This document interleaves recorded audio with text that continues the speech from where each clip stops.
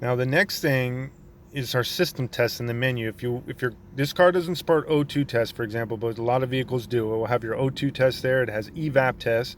It is your IM monitor test. It will let you know about your drive cycles, about the codes cleared since your last drive cycle or since the current drive cycle. But one of the biggest things in there that a lot of people are looking for, it's mode 6 is where you'll find your misfire count data.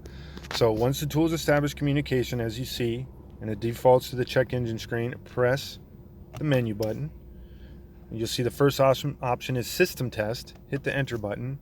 And as I said before, the O2 is not supported, so it won't show up. If it is, it will show up. The evap is. It's not a smoke test. It basically just has a procedure for you to follow.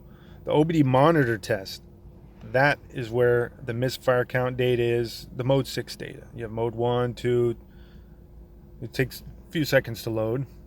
And as you see, look, it has exhaust sensor monitor. So the dollar sign, that's just in the industry, that's just what they use. You don't have to pay for anything. It has nothing to do with money. It's just a symbol they use in the industry. So you have a $01, $02, $06 is mode 6. And then it will have your misfire count data for each cylinder, as this is a 6-cylinder.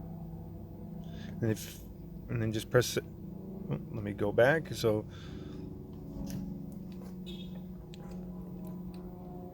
I'll go into one of these, for example. Just the exhaust gas sensor, and it will let you know rich lean response, and let you know.